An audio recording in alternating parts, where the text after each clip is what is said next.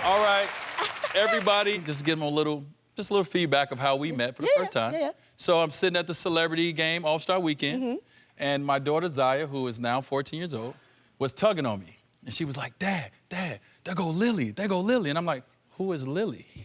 I didn't know at the time. She was like, she's a big YouTuber. And so my daughter made me walk across the court, come over to you while you were having conversations and watching the game and say, can my daughter please meet you and have a photo? Yeah. I remember this. You remember that? But I actually never shared with you what was happening from my point of view.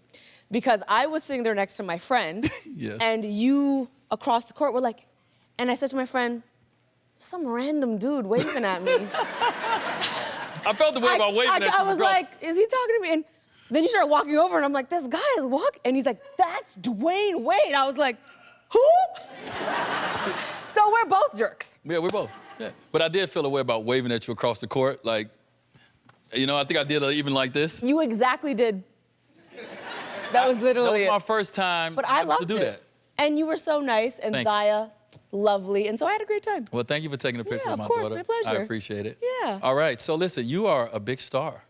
You are. Okay. You have millions of fans around the world. I mean, whether it's from YouTube, whether it's late night talk show, whether it's, I think you rap now. Like, you do it all. Okay. Yeah. Thank you. So speaking of, woo, tell us, what's your funniest fan encounter? Ooh, I've had some doozies, for sure. My favorite is probably I think I was in Bombay, India, and I was in a McDonald's, you know, because when in India. Listen. And a fan, I got a tap on my shoulder, I turn around, and a fan was holding fries, and he got down on one knee and proposed to me with fries. Oh, so you married? I'm like, so I said yes, with fries. Congratulations. Thank you.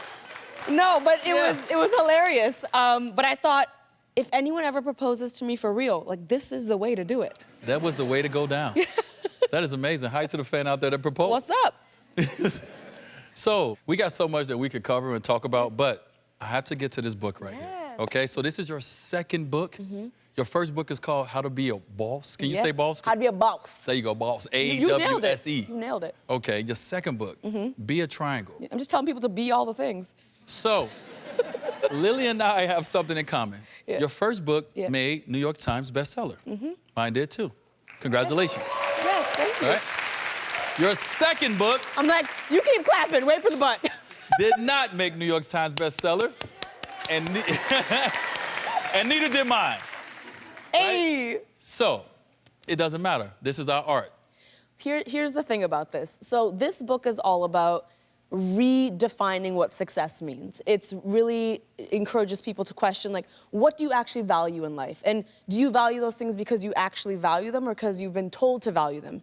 I did all these interviews saying all this stuff, and I kept thinking, am I gonna be able to keep this mentality if that list comes out and my book is not on? And the universe said, well, we're gonna test you, girl. Test you right away. And so the first week, I was not on the New York Times bestseller list. And you know what? I'm still completely content and happy because that is not the only version of success. All right, everybody.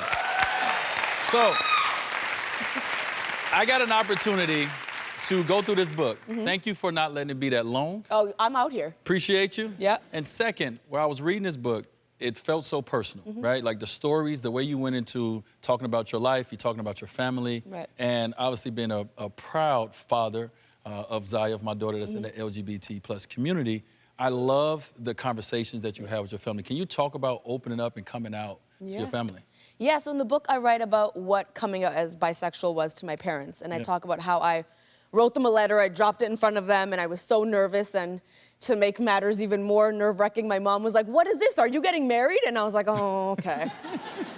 Okay. And I talked about it in the book, and it was important for me to talk about it because, to be honest, I had to reflect on that time and really look at all three sides of what happened. My perspective, their perspective, and what actually happened. And I think for so many years after that moment, I became quite jaded.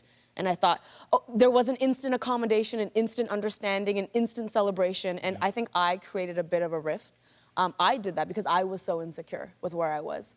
And through writing this book, I had to go back and give my parents a lot of credit and give them credit for their context and their upbringing and how supportive they actually were. And I think that's an important thing to do, is give people the context they deserve instead of just easily labeling people. And I applaud you because you're such an outspoken, supportive parent, and that's so important to see, because when parents see that, they can become that. So I really do applaud you for all of that. All right, listen, like I said, we could talk all day. We'll be back with more from Lilly Singh, everybody.